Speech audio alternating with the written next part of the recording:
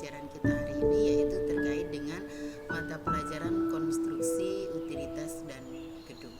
Nah, hari ini KD kita adalah menerapkan prosedur pembuatan gambar denah gedung untuk KD pengetahuan, dan KD keterampilannya adalah membuat gambar denah gedung.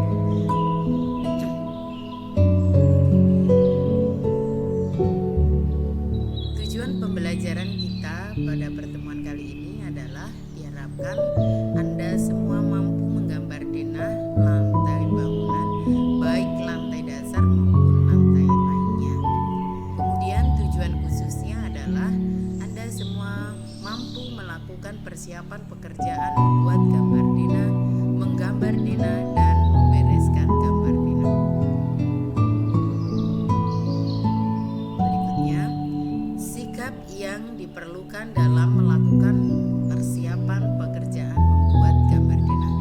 Yang pertama, bekerja sesuai dengan ketentuan dan syarat yang berlaku.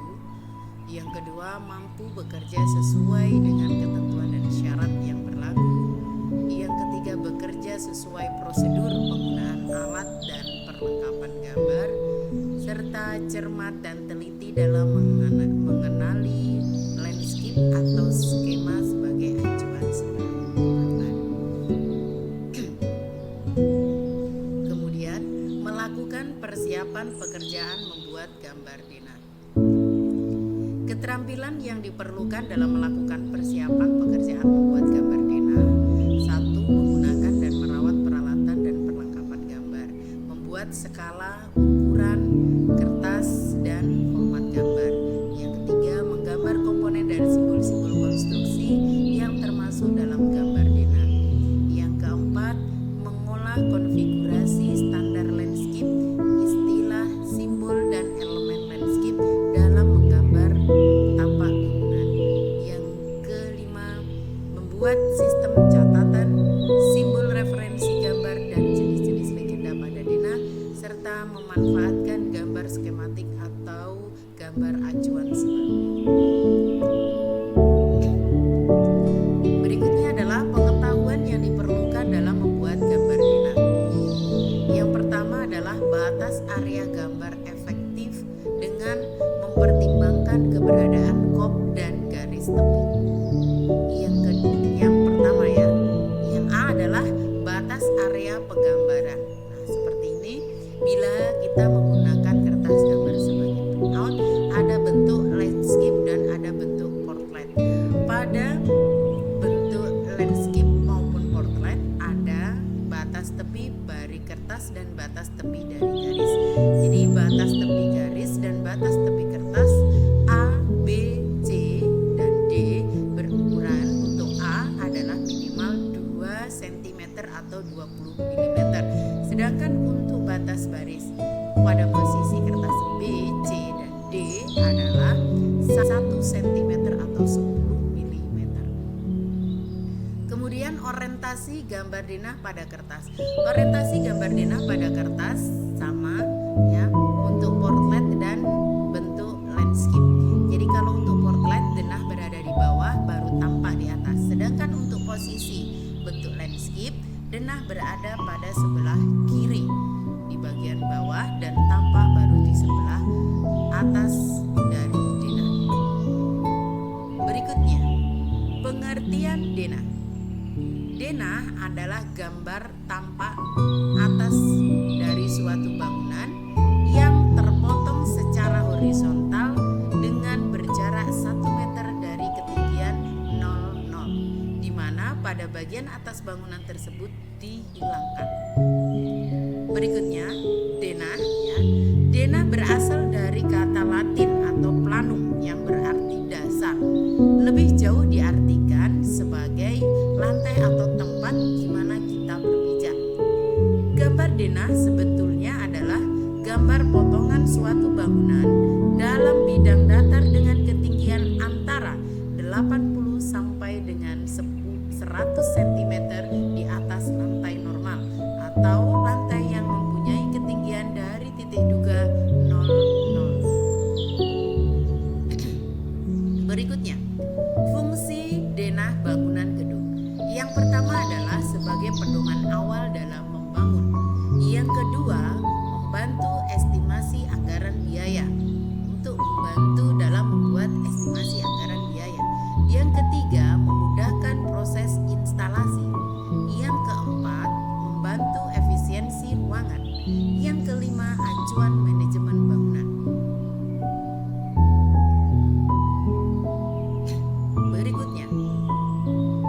Jenis denah.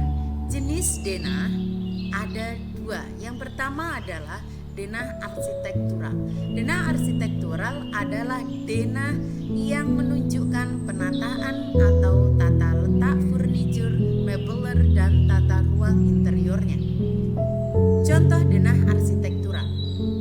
Nah, seperti ini. Kemudian berikutnya contoh denah arsitektural juga. Nah, ini ada yang berwarna, ada yang monokrom.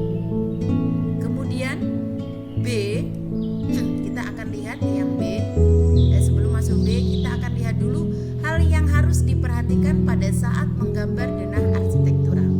Yang pertama adalah simbol-simbol furniture yang akan digambar. 2. Ukuran dan keterangan nama gambar.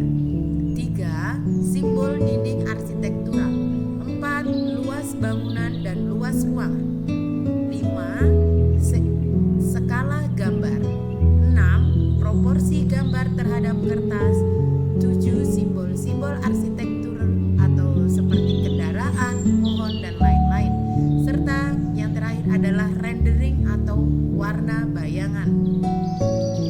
Berikutnya adalah jenis denah struktural.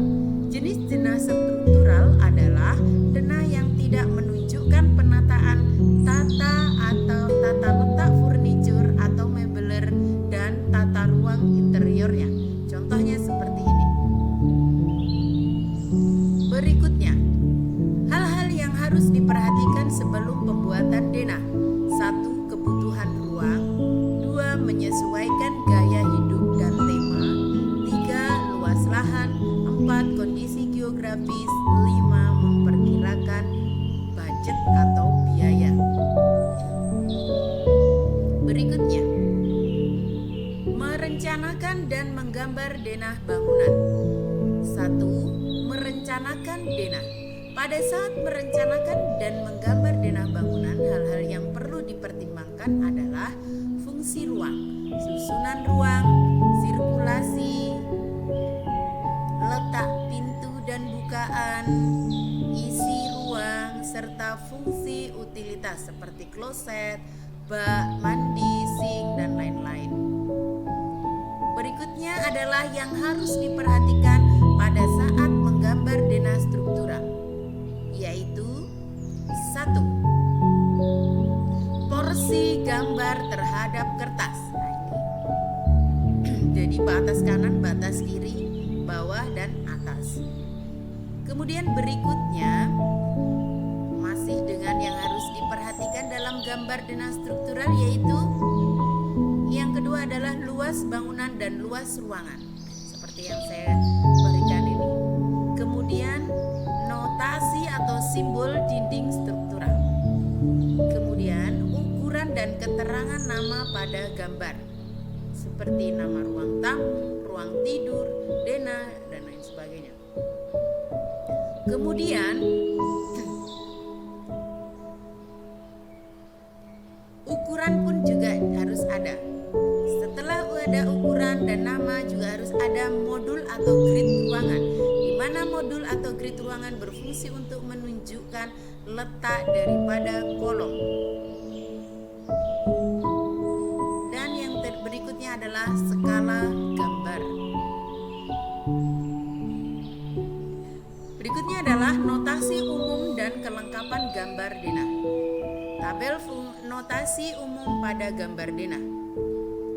Salah satunya adalah judul gambar, kemudian skala batang ya, skala batang atau skala balok, kemudian gambar potongan atau notasi potongan, kemudian nama ruang dan elevasi atau pil lantai, dan kemudian adalah notasi atau dimensi baik vertikal, horizontal maupun diagonal, keterangan bahan, legenda, arah utara atau arah atas, serta arah kiblat biasanya untuk pembangunan tempat ibadah atau musola atau ruang-ruang khusus ibadah di dalam rumah. Kemudian ada standar kelengkapan gambar denah untuk pre-elementary. biasanya untuk notasi dinding. Kemudian pintu, jendela ini dicontohkan pada skala 1-200, 1-100 dan 1-50. Maka akan seperti itu simbolnya. Ya, ini simbol-simbol ya. Kemudian tangga. Kemudian yang berikutnya adalah perabot. Yang berikutnya adalah void atau tanda lubang. Void atau tanda lubang. Ya, yang berikutnya langkah-langkah membuat gambar denah. 1. Mendesain ruang dalam denah bangunan. 2. Mendesain garis dinding dengan ketebalan dinding. Yang ketiga, mendesain kolom bangunan. Yang keempat, mendesain pintu dan jendela ventilasi. Yang kelima, membuat keterangan pada tiap ruang. Yang keenam, membuat keterangan elevasi pada tiap ruang. 7. Membuat keterangan ukuran pada tiap ruang. 8. Membuat nama, gambar, dan skala yang digunakan.